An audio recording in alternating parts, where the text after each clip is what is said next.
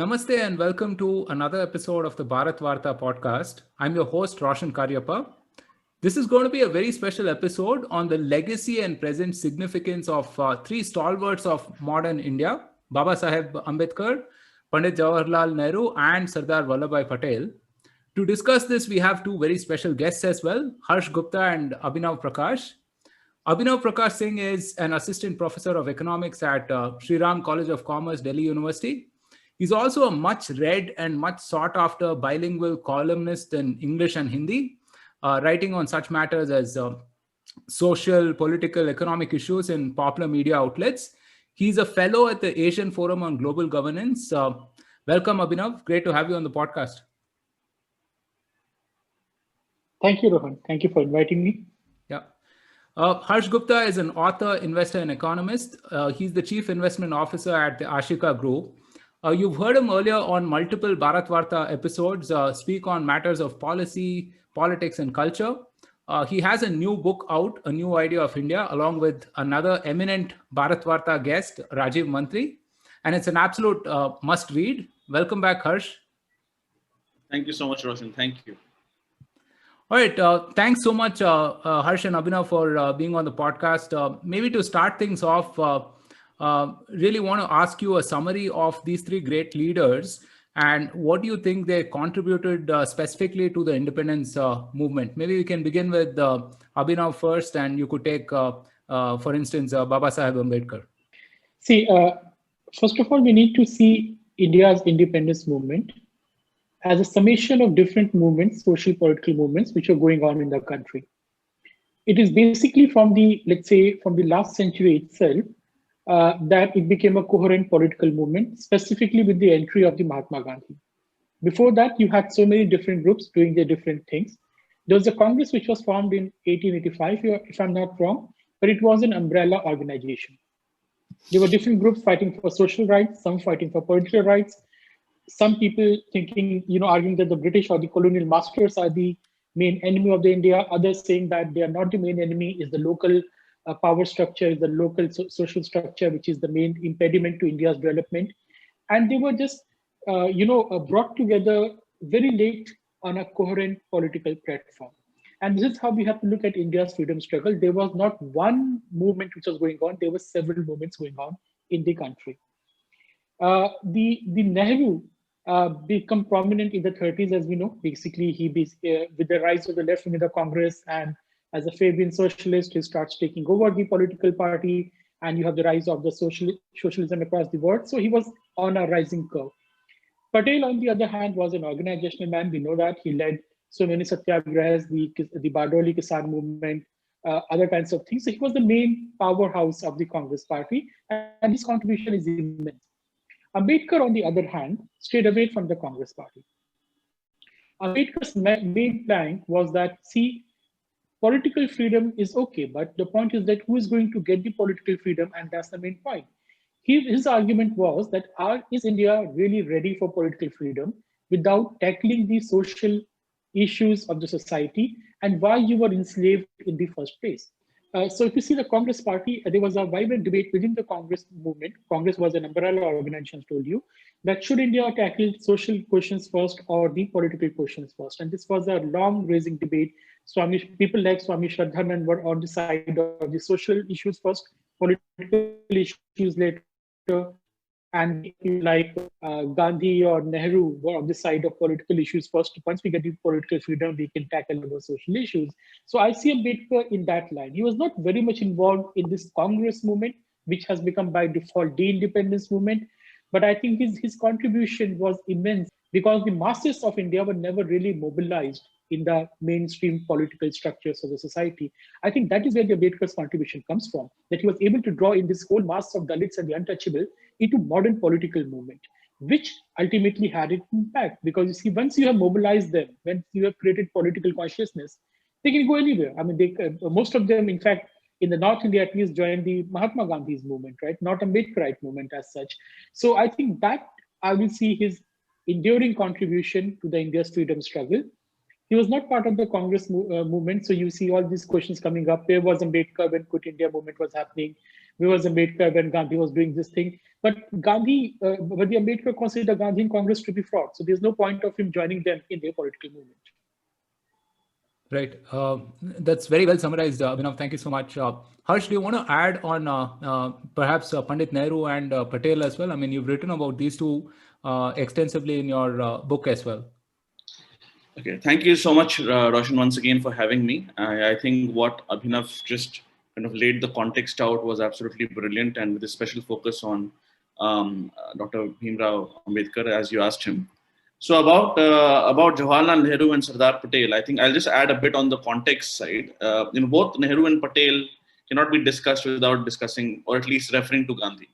Right? Unlike Ambedkar, neither had an adversarial relationship as such with Gandhi. Both were actually followers of Gandhi. Both were called lieutenants of Gandhi, as it were. Remember, Gandhi was born in 1869. Sardar Patel was born in 1875. Nehru in 1889. So significantly younger than not only Gandhi or Patel as well. And Ambedkar was born in 1891. So there is Nehru and Ambedkar are more of the same generation, and Gandhi and Patel were of a similar generation. And that age gap obviously mattered in the end. Who became prime minister or not, and we'll probably end up discussing that. But age was actually definitely one of the factors in the way things turned out. So yes, I think the broader context. First of all, as as again Abhinav said, there were many kind of streams of freedom movement. Congress became the mainstream one. There were revolutionaries, there were violent ones, there were localized ones.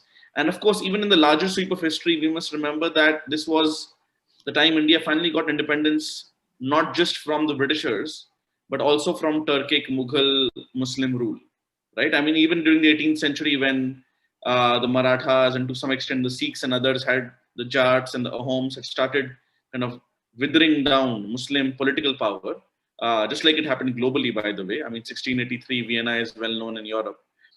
Similar steps were happening in India. And then obviously the British came, and there are two schools of thought on whether the British invasion helped Hindu Renaissance or harmed Hindu Renaissance. I think the more mainstream one is it on the whole harmed it. Although if you discuss or read somebody like Girilal Jain, he'll say that on the whole it was a net positive. Right? I mean, and history can do counterfactuals. It's very kind of difficult to have a very clear opinion one way or the other. Within that context, 1857 was the final kind of nail in the old order, the ancient regime, the feudal order of India. 1857 was when people like, Syed Ahmad Khan started understanding that this next century would be about democracy and numbers will matter. And therefore, actually the seeds of kind of Muslim separatism start actually after 1857. It's another matter that Syed Ahmad Khan was kind of attacked within his community for pushing education, but he was doing it from the point of view of saying there is no other way but to modernize. Within that context, somebody like Nehru's family, if I'm not wrong, they were old. There was some kind of minor nobility in Delhi, originally being from Kashmir, then being in Uttar Pradesh. And even Gandhiji's family was of some kind of privileged background. Patel was of a relatively humble background. Obviously, nobody was of as humble a background as Ambedkar himself, whose father did have employment with the British Army as part of the Mahar Regiment. But compared to the other three, definitely compared to Gandhi and Nehru, he was not as privileged. So Gandhi basically comes back from from South Africa, and he takes over the leadership as Abhinav mentioned, and he converts Sardar Patel and Motilal Nehru, and then Motilal Nehru's son Jawaharlal Nehru kind of becomes his. They have this kind of quasi father-son relationship.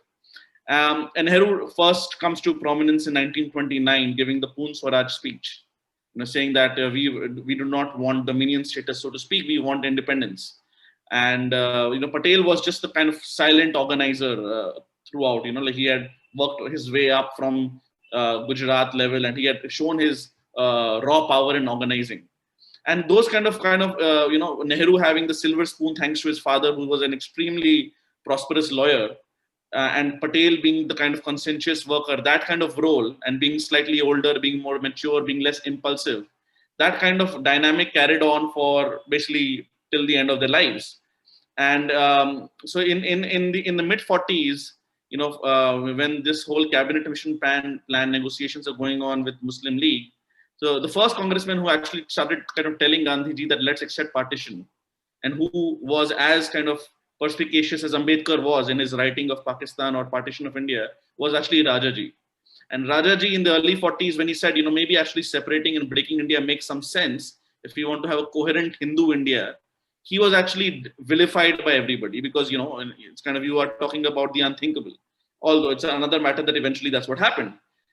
Eventually, Patel and Nehru kind of converted to the idea of partition. Nehru famously, in a press conference, I don't want to be kind of too light here, but like his great grandson at some point would kind of tear papers at a press conference. Nehru famously at a press conference said that where cabinet mission plan is there, but once the Britishers go, it's basically our country. We run it. And he obviously meant all of us, but he meant we will run it the way we see fit. And kind of Jinnah used that as an excuse to say, okay, finally all negotiations are off. We'll have direct action day, and partition happened. So I think Nehru's contribution, if we have to think in terms of independence movement, was perhaps more after independence, less so during independence. Ambedkar also, was as Abhinav said, more of a social organizer, political organizer, not directly in the mainstream of the independence movement per se at that time. I think Patel was the most obvious organizer of the regional Congress units, kind of aggregating it up to the high command of Gandhi, who was the informal high command, right? Subhash Chandra Bose had won an election and he had to resign. So Gandhiji was like Lata Mangeshkar, who would never take prizes for singing. And because then if he would take a prize, then he would say that I am somehow in the competition. So Gandhiji would just stop accepting posts of, president, like Maulana Azad is president and Nehru is president. So Gandhiji was powerful because he did not accept any posts. So, Patel was the main organizer, and then when the crunch came, Nehru became the prime minister. And I think in terms of independence movement, we'll have to say that Patel in sheer organizational terms definitely outdid anything Nehruji had done until that point of time. I think I'll pause it here. There are many strands to unravel. Right. Yeah, that's a very comprehensive answer, Harsh. And I think, comparing and contrasting various styles and backgrounds of all of these giants, right? Abhinav, do you think that all of these leaders have got the commensurate credit for their contribution to the independence movement? I mean, of course, the Nehru legacy continues, right? But what about someone like Ambedkar? And do you think that it has seen some kind of a correction, maybe in the last few decades or so? I think the right word to use here is not crediting the independence movement, but as the architect of the modern India. So, of course not. So, because after independence, we know that the Nehru became the prime minister.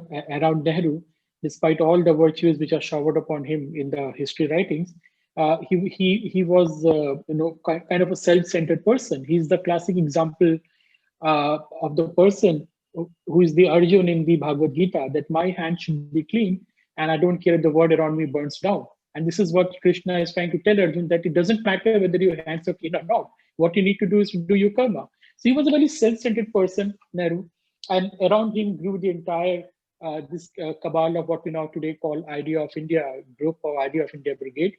And after him, basically in the Indira Gandhi, we know what happened in India's educational system. It was a complete takeover by the Congress left nexus in the academia. So in the history writing, in the popular culture, in the state propaganda, is the Nehru, and Nehru. Patel was completely sidelined. Ambedkar was completely sidelined. In fact, people don't realize, Rohan, that Ambedkar was in the committee of, I don't know how to call it, but he was in the council of the Viceroy even before the independence. He's the person who basically draws up your electricity grid plans. He's the person under whose authority, when he was in charge, he was a labor member, all these minimum wages, the maternity leave, all those kind of pro-labor reforms were done. It was done under Ambedkar before independence itself. He's the person who is behind the mega water projects, all these multi-purpose dams in India. He saw to it that before he demit office, he was able to finalize those plans, which were later on implemented by Nehru, because it was already ready under the British period itself. But these things were completely sidelined, and after independence, it was completely pushed into oblivion. In fact, it is from the 1980s onward that this whole Ambedkarite movement started gaining ground in India, from 70s in Maharashtra, Dalit Panther movement, from the 80s in the North India with the Bahujana Samaj Party and all. One of the great achievements have been to resurrect the Ambedkar. So Ambedkar was resurrected in the 1980s, basically, after 1950s, when he basically, he was a prominent figure, but he was later on forgotten.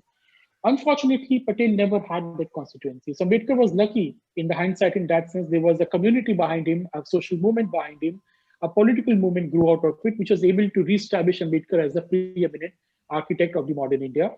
Patel, unfortunately, does not have any such constituency. So I think Patel has not got any due as such. Even more than Ambedkar, Patel is the tragic figure out here. Right.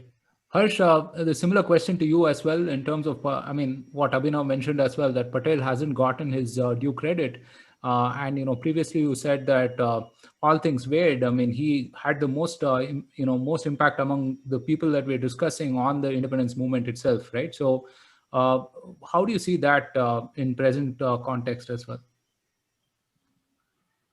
So first of all, I think as Abhinav very rightly said, independence movement is a subset of making modern India, right? So independence movement, definitely Sardar Patel had the most role, but that is not equal to necessarily making modern India, in which even no doubt people like Nehru also had a great role.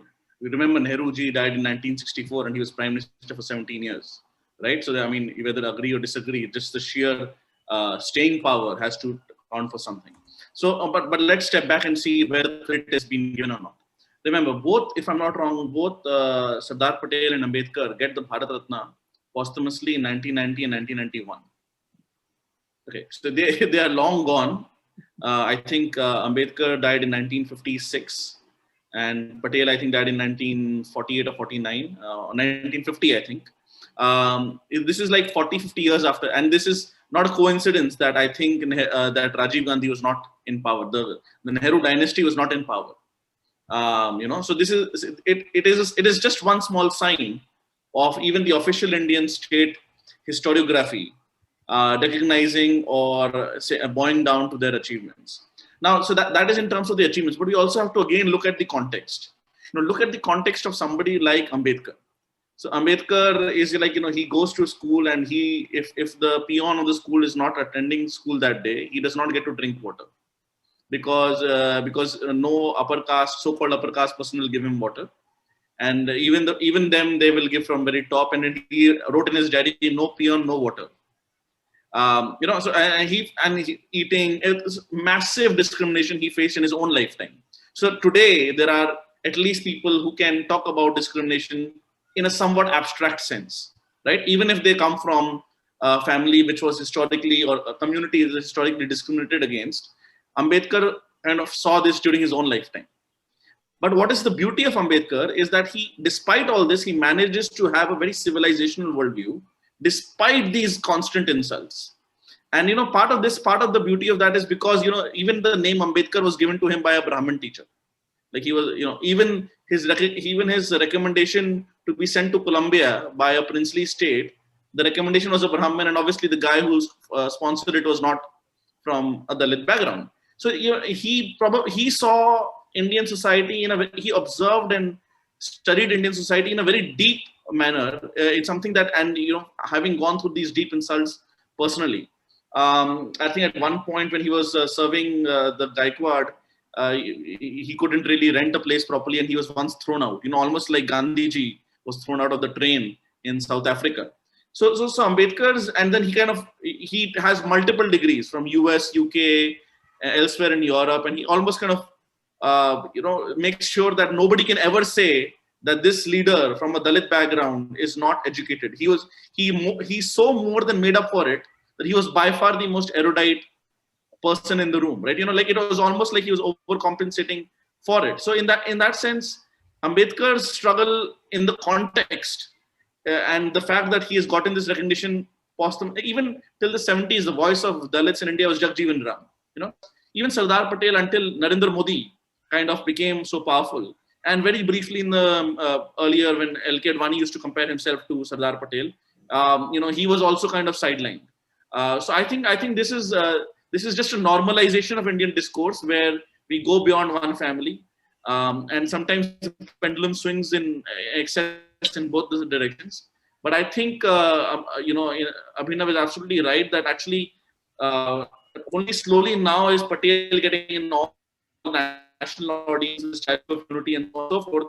But of the three, the people that are discussing, he seems to be perhaps most unfairly treated in terms of achievements, but in terms of context, I would say even today, Ambedkar is most unfairly treated, given just the background which he came from, which is very difficult to appreciate even today. Just to imagine is very difficult. Right. Harsh, want to pick up on a counterfactual, right? I mean, it did come up earlier on the first Prime Minister of India. How would India have been different if Patel had been the first Prime Minister? And also, do you think he was sort of personally interested in the job, given that he never really rebelled as such to Gandhiji's judgment? I think he was very much interested in the job.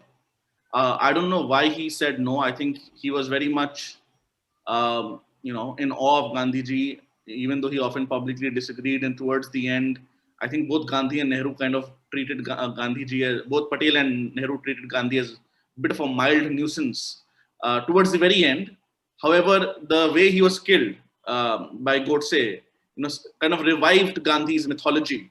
And I mean, Gandhi is absolutely a great man, but the way that murder happened, that shocking murder happened, completely changed the discourse later on. But I think Patel, when the famous stories of, I think 13 out of 16 or how many state committees had put Patel's name, and you show it in movies and stuff, and then Gandhi says, well, maybe it should be Nehru. So I don't know why he did not. I think he did not rebel because Gandhi was still the leader. As I said, Gandhi was a Lata Mangeshkar. He did not need any president position to be the boss of the Congress party. He was the boss of the Congress party, despite the fact that he was getting on in years and people were not sure what exactly this eccentric man was doing. So I think he kind of bowed down to that reality. And the fact remains that, as I mentioned, he was 14 years or so more senior to Jawaharlal Nehru. He was already almost 75 years old in 49-50. So he must have thought in terms of continuity that if I remain deputy prime minister and kind of help Jawahar kind of around despite all our personal differences, we must not exaggerate the differences even between Nehru and Patel, even though they were very deep. Between Nehru, Ambedkar and Gandhi and Patel, the Gandhi and Nehru were that idealist kind of people talking the things which do not really exist on the ground. Whereas Ambedkar and Patel were complete realists. So while Harsh is right about this thing that he must have thought about his age factor, and there was of course some respect between the Patel and the Nehru, but I think the main reason was that Patel understood that this guy will split the Congress party and that may lead to civil war. If we do not allow the Nehru to take over and become the first prime minister, given that he's young, he has a mass following, at least in the among the poor sections. By that time, Nehru had become this kind of figure to some extent, if not great extent. And he certainly has the backing of the left wing within the Congress party and the emerging communist movement in the country. And definitely it might lead to civil war, and that might be detrimental to India. So I think that was the threat of the splitting of the Congress party and India going down the path of civil war. That must have compelled Patel to let go the seat of the prime minister. Interesting. Harsh, you're on mute. I must add, I actually agree with Abhinav. Yes, the viewers must know that 1937 elections, Jawaharlal Nehru was the face of it. 10 years before independence. So he had become the mass leader, and then the whole zeitgeist, the ideological zeitgeist by the 40s was that the left is kind of in ascendancy. From the late 20s, early 30s, and Nehru was very much the face of that movement, along with the militant wing of Bose, which kind of had gone away, and Bhagat Singhs had kind of killed themselves, so to speak, in that very cynical worldview. So I think yes, maybe he was not afraid of civil war, but he definitely knew that Nehru was a tough political opponent, whether or not he would govern realistically or not. So that he probably had that much respect for Nehru's latent political power. Right. Another significant aspect of the time was the partition of India, right? And Abhinav, Babasaheb had a very strong view on why the partition was welcome.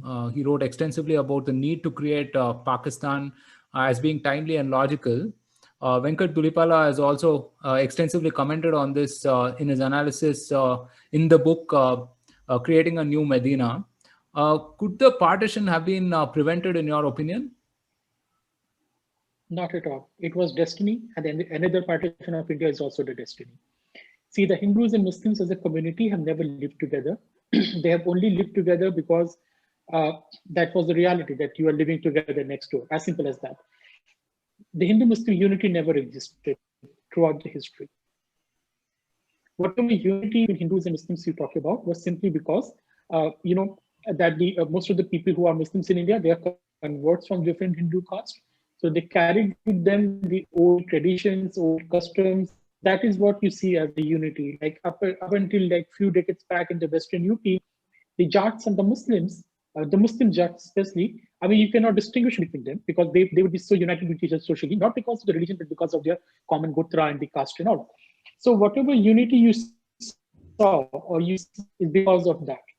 Other thing is that because in the urban centers, you had this emergence of the new feudal culture, in which the Hindus were also landlord, the Muslims were also landlord, and there was some intermingling. Obviously, you're living together for centuries, so there will be certain intermingling and some kind of common culture will evolve. But that was also always very flimsy. That was very limited.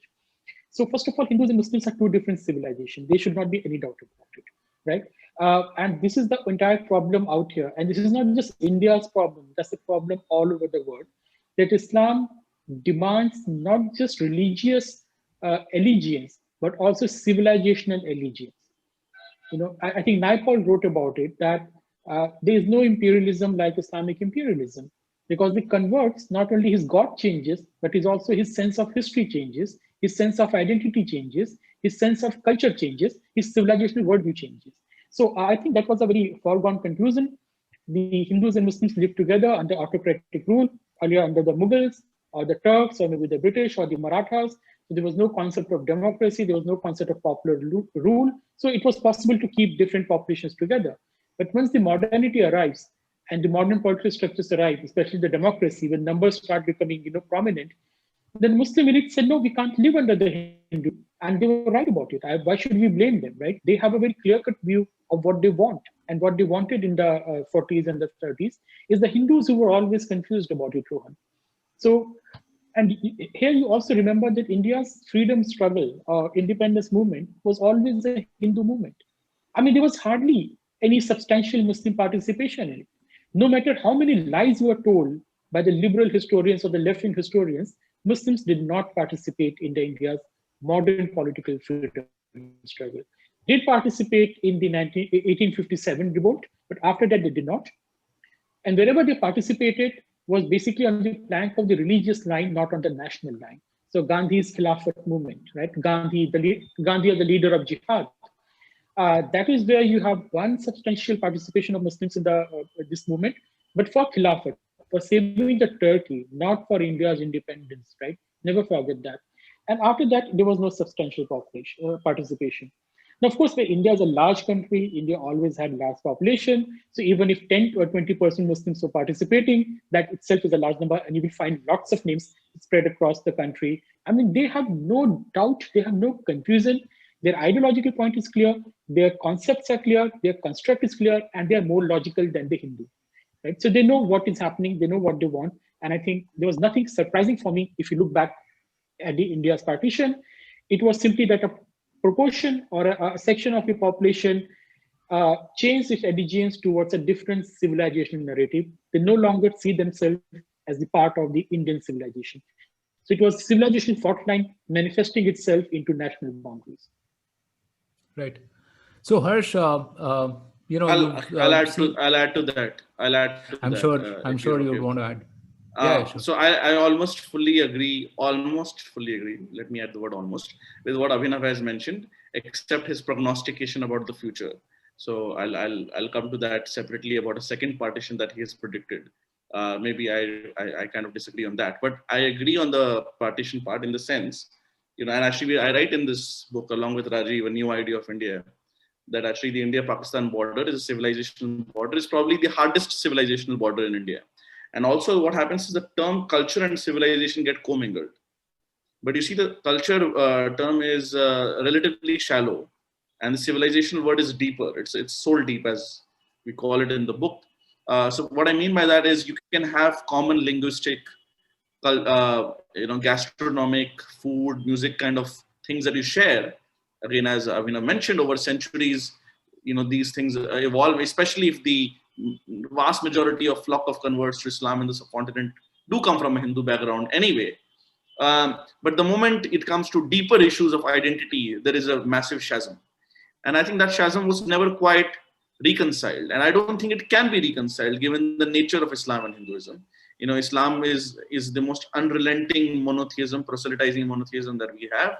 And Hinduism is, to use within that framework of terminology, and proudly polytheistic, even though there might be some kind of intrinsic monotheistic message behind it, according to some interpretations. But the two are almost like chalk and cheese. It's almost impossible for them to coexist, just like oil and water in a fundamentally metaphysical sense. And therefore, the question is not whether during independence partition could have been avoided. I would rephrase it saying without partition, independence could not have happened. It is actually partition that was preventing independence. If the Hindu side had clarity, maybe they had clarity, but they just thought the Hindus were, the leadership had clarity, at least parts of them, but they didn't think Hindus were socially ready or cohesive enough. I mean, that's one interpretation, maybe a bit too sympathetic one.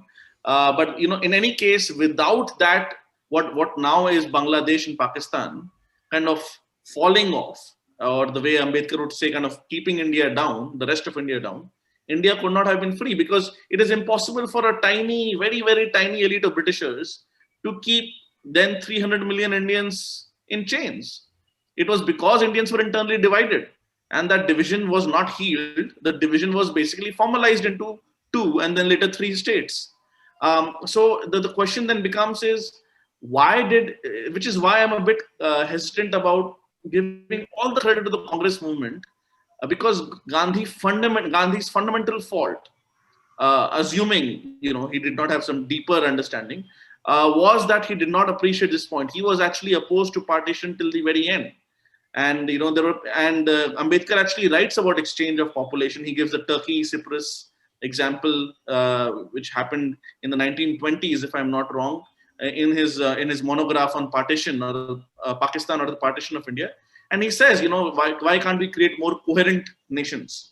And in India, that very concept was against the so-called idea of India, right? I mean, there is a famous kind of point of disagreement between Patel and Nehru, where Nehru says that all the houses in Delhi or Eastern Punjab where Muslims left, he said, those houses, property should be kept reserved for the Muslims of India. And Patel says, well, no, why? That is actually communal. If the Sikhs and Hindus are coming from West Punjab, and some of them can be, kind of adjusted or incorporated into those properties, why not? Why are you saying that is kind of permanent Muslim property forever, so to speak? So even only the 1965 and 1971 war led to this Enemy Property Act. Otherwise, the interesting thing is, from the Muslim elite point of view, and you quoted this book of, forgetting the scholar name, my friend's name, Creating a New Medina by Venkat Zulipala, that, Pakistan could not have been created without the cooperation or indeed the leadership of the Muslim elite from what was known as Muslim minority provinces. And the Muslim minority province leadership actively took part in it. There were many cases where there were where families, one brother would go to Pakistan, or what became Pakistan. The capital then was Karachi. The other brother would stay back with their landed estate. And, and the communists made many movies about this. He said, oh my God, there's so much pathos and pain in this. But the fact remains, from the Muslim League point of view, they really thought that the Hindu leadership are completely suckers. They thought, like, we actually sat in the middle of a Hindu majority. We partitioned this land in the name of religion, and then we get to change our tunes, keep our properties, and there are no repercussions, so to speak. And actually, Patel, I think just the same month as Gandhiji was murdered, January 1948, he gives a speech in Calcutta, and he gives a speech in Calcutta when he talks about issues like Kashmir, and he literally says, "Ek din mein kya din badal gaya?" He gave a speech in Hindi in Calcutta. And he said, "Ek din mein kya din badal gaya?" And he means, the point is, the leadership that was supporting the Muslim League, they are now saying that they are, hardcore Congressies, secularists, Indian nationalists. So there was a sense whereby the Indian leadership, again, we are kind of simplifying, but what Abhinav said about Gandhi and Nehru, to some extent living in a la-la land, I think that part is to some extent true. Nehru-Liaquat Pact, very soon after partition, saying, okay, fine, we'll take care of each other's minorities. And somebody like S.P. Mukherjee resigned on that from the cabinet, saying that I know what will happen, that we will actually, quote unquote, take care of all the minorities in India, and the minorities in East Pakistan and West Pakistan will still be thrown to the wolves. And basically that's what happened, especially in the case of Bengal, where there was not such a violent rupture as in the case of Punjab. So, I think partition was inevitable, is without any doubt a question. I would, as I said, phrase it that without partition, independence could not have happened. It is actually, the point is, and Girilal Jain said in his book, The Hindu Phenomenon, half in jest, that, only half in jest, that maybe Jinnah was a secret Hindu. That maybe Jinnah, finally said that if Jinnah had not forced the hand, the Indian leadership might have actually somehow managed a united India, which would have been Palestine, Israel time. So it's an interesting counterfactual, but one, I think that there is still not enough clear thinking on, including from the RSS BJP side. When you talk about Akhand Bharat, are you saying that you will get 350 million more Muslim voters and remain a democracy? Or you don't want to be a democracy then? Like that's the Israel-Palestine dilemma, right? If they absorb all of Palestine, they no longer remain a democracy if they want to continue their rule. But if they become a democracy, they are no longer Jewish. So that dilemma has not been resolved in India, and it's very unfortunate that there is no clear thinking. Let me add to something to this. Sahash, I agree with you what you have said. The problem is that after independence, we did not impose any cost on the people who partitioned India. We should have punished them, we should have penalized them, we should have thrown them out of India. There's no other way of doing it. Leaders, it was the big leaders who, as you said, some of them moved to Pakistan. They were rich enough to do that. And there was migration. The partition of India was basically the partition of Punjab and Bengal. But the main support for the Muslim League came from Bihar, came from the UP. Why were these people not forced to leave UP and Bihar and go to the Pakistan? These Muslim leaders who used to do riots, these local level leaders who were all, the rebel rousers, the troublemakers, all of them either joined the Congress party, and they were allowed to do that. And the Maulana Abdul Kalam Azad, he was the leader of these people. I mean, he was not the leader, he gave patronage to these people after independence. And the other ones became communist. So all these vicious, wild Islamists who were champions of the Pakistani movement, full of bigotry, like Faiz Ahmad Faiz kind of people, they all became progressive after independence in India, right? So they all become communist. Now, Faiz Ahmad Faiz, there was a controversy over him. He moved to Pakistan. I mean, he was in Pakistan, obviously. He was an Islamist. He was never a progressive. He was never a leftist. He was never an Islam. He was never a communist. His poems are Islamist. His political career is Islamist. He was part of the regime of the Pakistan when genocide of Bangladesh was happening. He was doing propaganda for the Pakistani state. And this person is now portrayed in the college campuses in India as a progressive communist voice. So this is exactly what happened. All the Islamists become communist, and we never imposed a cost upon them. That is why even today, we're stuck with the same problem. And the problem is re-emerging. It's visible on the streets and in the discourse. Right. So, over the last 5 or 10 minutes, we've heard, very practical views on the partition, and, some of Ambedkar's views itself were very prescient about this fact, right? The fact that it was an eventuality and it was in the interest as such, right? Why do some of, Abhinav, this question is to you, why do some of Ambedkar's followers find it hard to reconcile with that fact even today? Or even, maybe not followers, even those claiming his legacy, you would be hard pressed to get them to acknowledge all of what we've discussed over the last 10, 15 minutes. It's simple politics, right? So they somehow think, that they can have this great social alliance between the Dalits and the Muslims, and they can get political power. So it's all pure politics. But beyond that, there's also something more troubling, Rohan, is that this worldview, basically brought in about by the left-wing view in India. I think you all know about M.N. Roy, right? So this communist, the person who created Communist Party, do you know he was planning the invasion of India with the help of a Muslim army with the Soviet backing? So he was, the Lenin actually approved it.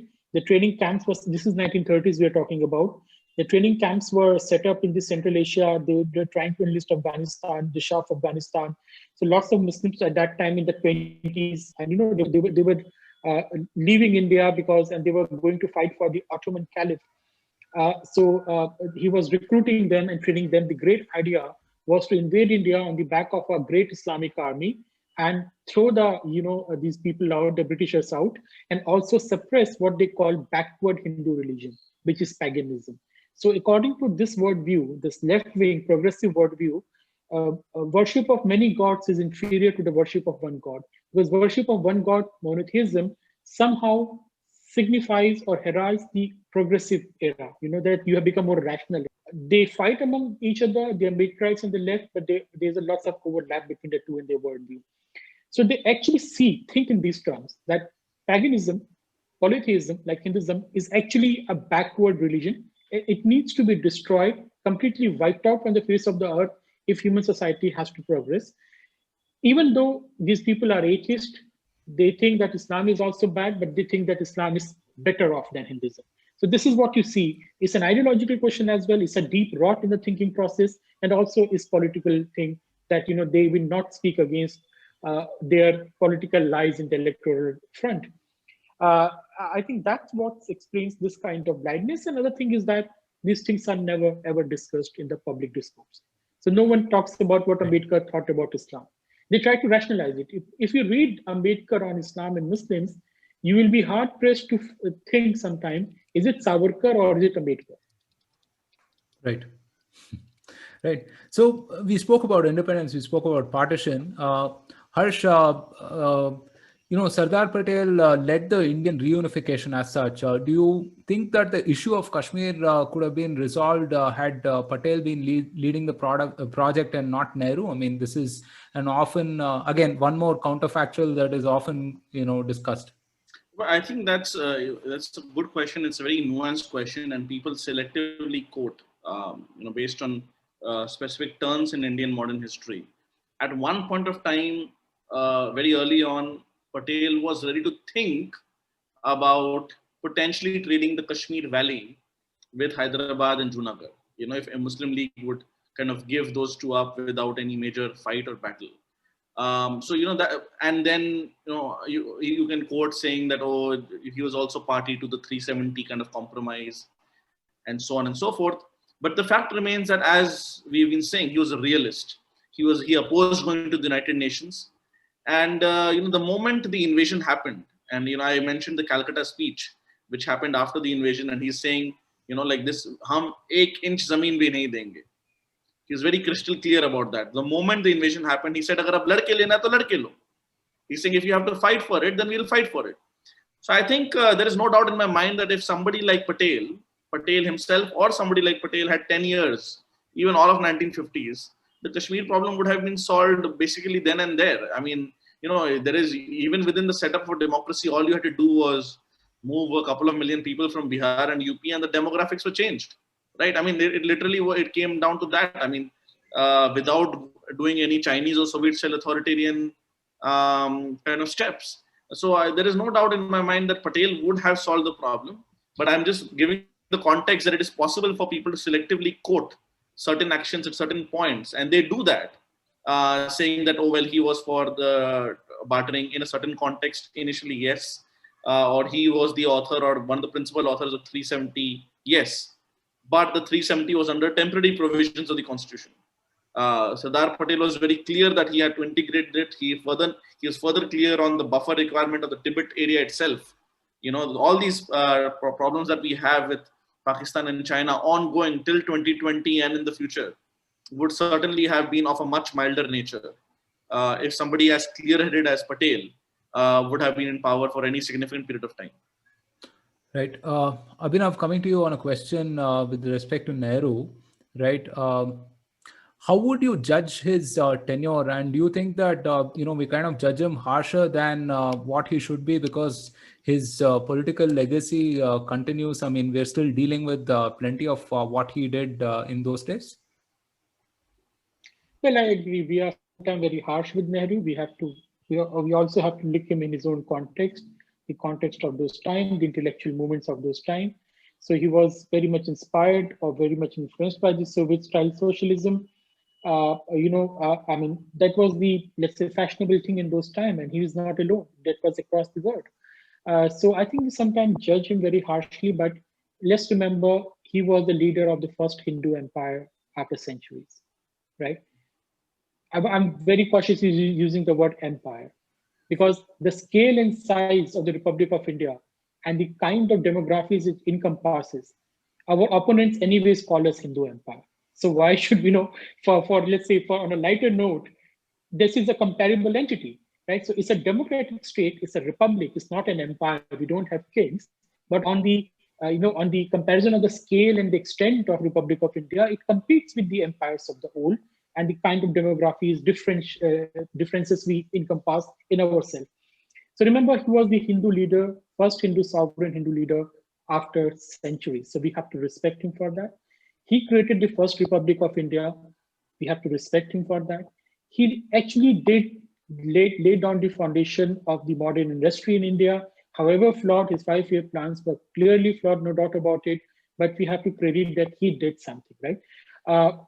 His legacy as a Democrat is also worth, I'd say, praising for, because he could have gone down the road of other third world leaders at that time, the Asian leaders who were authoritarian, who did not even try. Nehru was also authoritarian after a point, but at least he allowed the procedural democracy to function, right?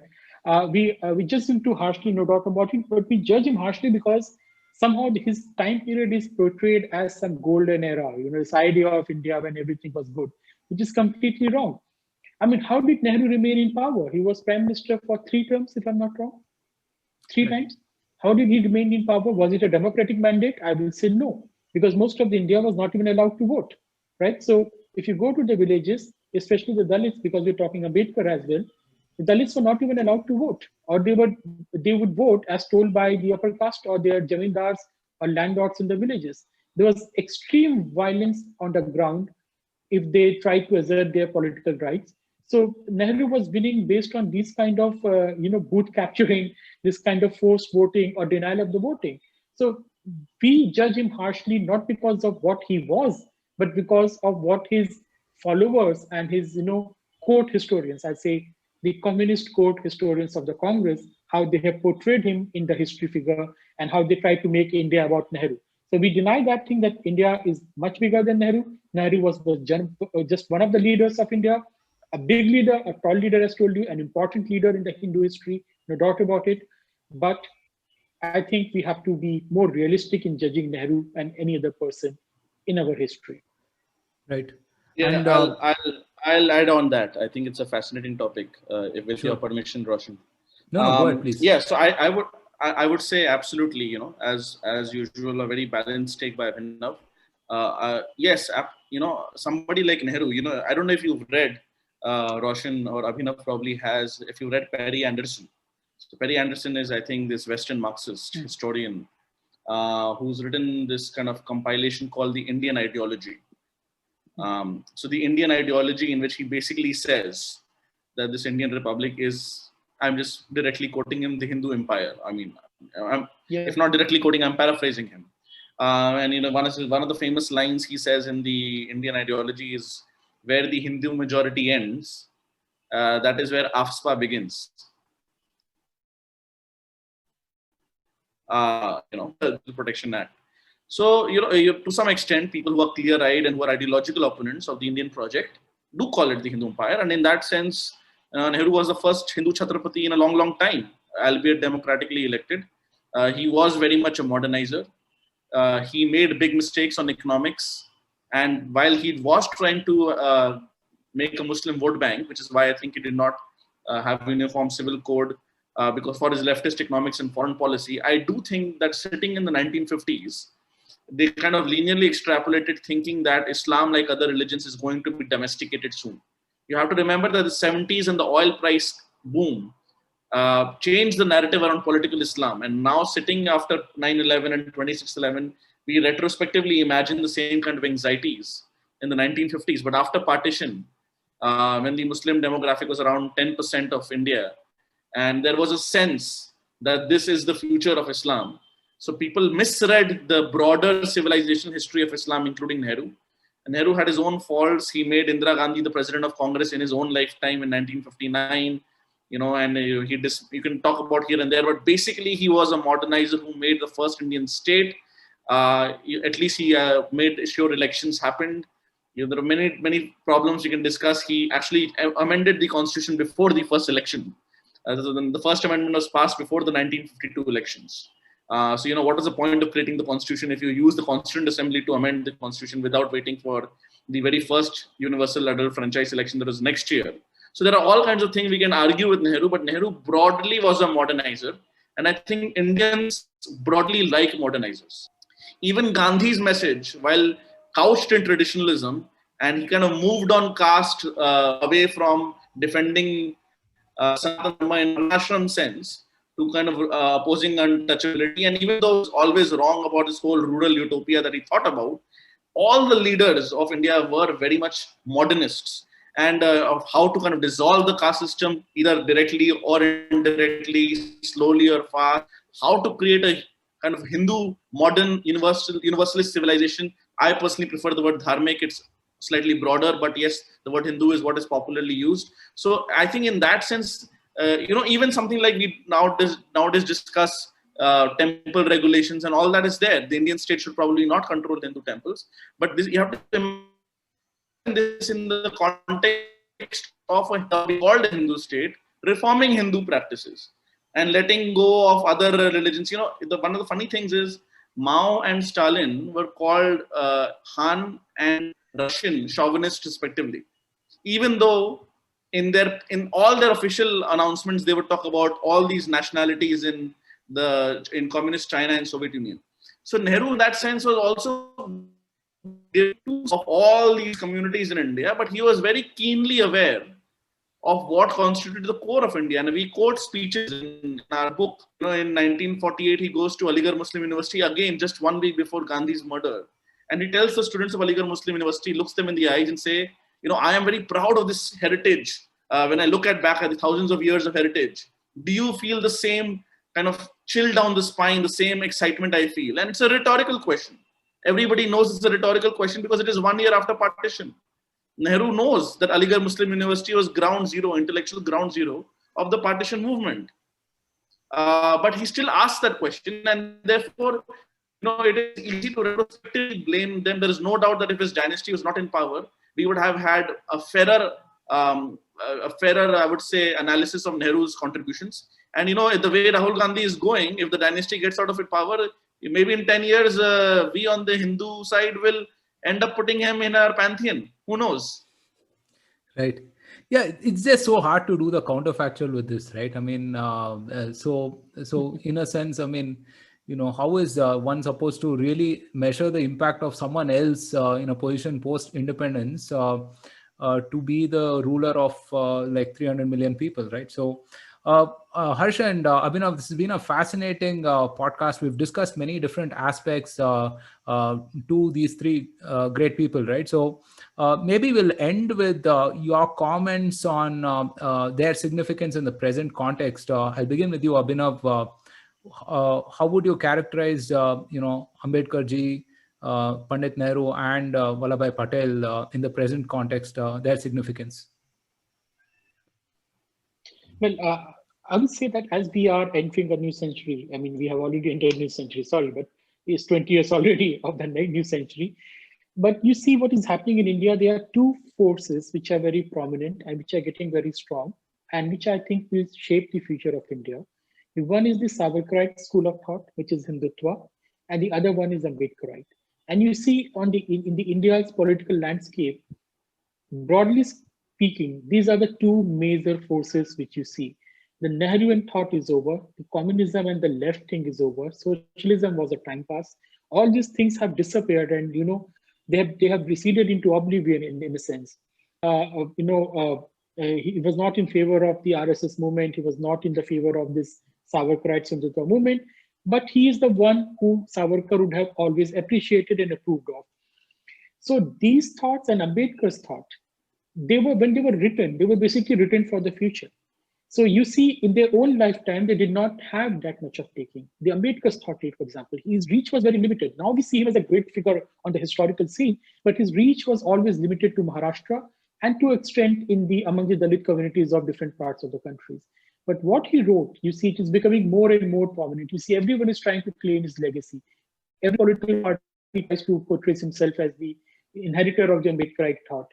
Nehruvian legacy will fade away because the First Republic that he founded is already collapsing. It's over, in my opinion. Now we only have the long phase of decline and it being replaced by the Second Republic of India under Narendra Modi, no doubt. The Patel's legacy, in that sense, the legacy of a realistic foreign policy, realistic security, of the political realism, I think that will take some time to manifest itself in India because Indian politicians even today are too much fascinated by big talks, big rhetoric like Vishnu Guru, this, that, with no substance in that. So I think Patel's legacy will have to wait for some time. Right. Harsh, over to you. Final comments. Yes, I think thank you once again, Roshan. Fascinating conversation with both you and Abhinav. I'll just end by saying, see, the key lesson from Ambedkar is that you cannot divorce the social and the political. The political is just the topsoil on a very deep under social underpinning. And, that is very important because what has happened is, just a couple of victories of the BJP of two majorities, and we're already seeing a small movement of casteist bigots, who are very proud of kind of flaunting that, that there must be no intercaste marriage. And this is where actually on the ground, the Dalit and the Muslim coalition falls apart. Or more broadly, the so-called backward caste and Muslim coalition falls apart because that no matter how big a Muslim Yadav coalition there be in Uttar Pradesh and Bihar, none of Lalu Yadav's 9 children would have received his permission to marry a Muslim. That is the reality on the ground. So, an electoral coalition will always remain an opportunistic coalition. The alliance has to be deeper. Alliance, agar roti or beti ka nahi hai, agar dil ka nahi hai, to wo alliance nahi hai. Then it is fundamentally a problematic thing that is on sand. That it can fall apart at any time, like, suddenly a direct action day can be called, and what you assume to be truisms falls apart very quickly. So I think that is the key takeaway from Ambedkar, and more broadly, whether it is Ambedkar, Nehru, Gandhi, Patel, or anybody else, the adjectives Ambedkarite, Nehruvian, Gandhian, Patelian do not do justice to their lives. They lived very complex lives in their own times, and we see, and I'm saying this across the political spectrum, desperate desire to go and somehow co-opt their legacies very selectively, sometimes in ignorance, sometimes deliberately. If you read the biography of somebody like Ambedkar, Dhananjay Kheer, or somebody else, he actively, deliberately did not choose to convert to Islam or Christianity. He briefly explored converting to Sikhism, but he saw that there was still a lot of casteism in Sikhism, and probably it was too localized in one part of India. And Buddhism, because it had already kind of disappeared from the land of its birth, it was civilizational enough, but still new enough to, by the end of his life, to co-opt. I think they lived their lives within the lifespans. We should not confuse the adjective with the actual human being. And we must know that all of these figures were deeply conscious of the civilizational underpinning of India. They did not see themselves as founding fathers of 1947 or 1950 India. That's a very American concept. It does not apply to a 5,000-year-old civilization. So they were very much aware of being guardians of this heritage. And that's the language they actively used. Right. That's a wonderful note to end the podcast on, Harsh. Thank you so much, Abhinav. Thank you, Harsh. This was a very rich and insightful conversation, many different facets of all three of these leaders, which we hope our viewers and listeners will enjoy listening to and watching. Thank you again, and look forward to speaking to you soon. Thank you. Thank you for tuning in. This podcast was brought to you by the team at Bharat Varta. If you liked this podcast, then don't forget to share, subscribe, and rate us on your favorite platforms. We're available on Anchor, Apple, Google, Spotify, Stitcher, Breaker, YouTube, and a host of other platforms. We started Bharat Varta to facilitate long-form discussions on politics, policy, and culture. We don't necessarily endorse anything that was said in this episode. If you do wish to offer us any feedback on the content or anything else, do reach out to us on social media or get in touch with us on our website, www.bharatvarta.in. The links are in the description below. Thanks again for tuning in. Until next time, stay safe, take care, and Jai Hind.